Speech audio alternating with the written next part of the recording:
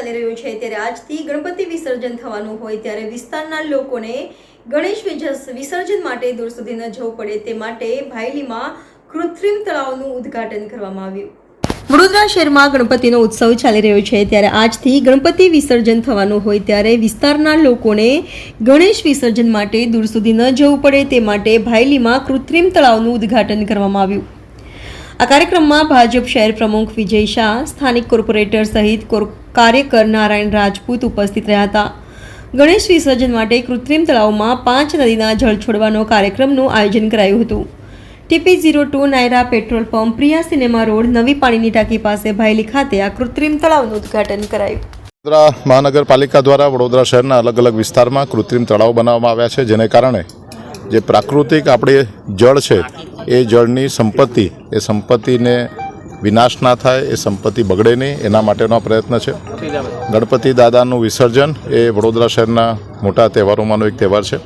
આ દિવસે ભૂતકાળમાં સુરસાગરમાં જ્યારે ગણપતિ દાદાનું વિસર્જન કરતા તેને કારણે સુરસાગરના પાણીની અંદર જે માછલીઓ હતી એ માછલીઓનો વિનાશ થતો હતો અને નદીનું સુરસાગરનું પાણી પણ ખરાબ થતું હતું।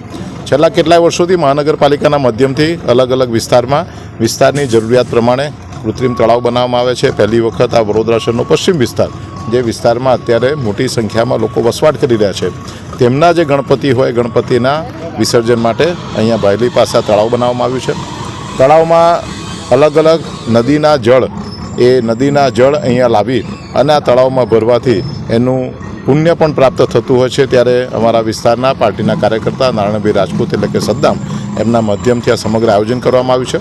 કાર્યક્રમમાં અમારા ભારતીય જનતા પાર્ટીના વોર્ડના પ્રમુખ વસંતભાઈ પટેલ, અમારા ચૂંટાયેલા પ્રતિનિધિઓ અવનીબેન, ઉમંગભાઈ અને મેહુલભાઈ લાખાણી, આ લોકો આજે અહીંયા ઉપસ્થિત છે આ કાર્યક્રમમાં। ત્યારે આ વિસ્તારના લોકોને આ કૃત્રિમ તળાવનો લાભ લેવા માટે અને એટલા જ માટે મોટાભાગના બધા તળાવો 5મા દિવસથી વિસર્જનના માટે ચાલુ થાય છે। અહીંયા આ તળાવ પણ આજથી શરૂ કરવામાં આવ્યો છે। ખાસ મહત્ત્વની બાબત એવી છે કે કહાર સમાજના જે યુવાનો છે, જે યુવાનો વર્ષોથી પાણીની અંદર તરવા માટે વડોદરામાં પ્રખ્યાત છે, એમના માધ્યમથી એક ટીમ બનાવી અને 20 યુવાનો સમગ્ર દિવસ દરમિયાનમાં જ્યારે પણ જેને વિસર્જન કરવું હોય તરાપાના માધ્યમથી વિસર્જન કરવાના છે।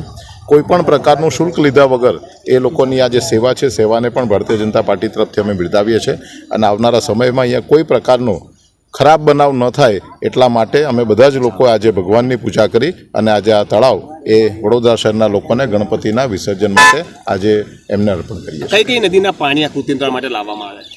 આમ તો 5 અલગ અલગ નદીના પાણી લાવવામાં આવ્યા છે। સાબરમતી નદીમાંથી પાણી લાવ્યા છે, મહીસાગર નદીમાંથી પાણી લાવ્યા છે, તાપી નદીમાંથી પાણી લાવ્યા છે, નર્મદા નદીમાંથી પાણી લાવ્યા છે અને 5 અલગ અલગ નદીના પાણીનો અહીંયા સંગમ કરવાનો પ્રયત્ન કરવામાં આવ્યો છે।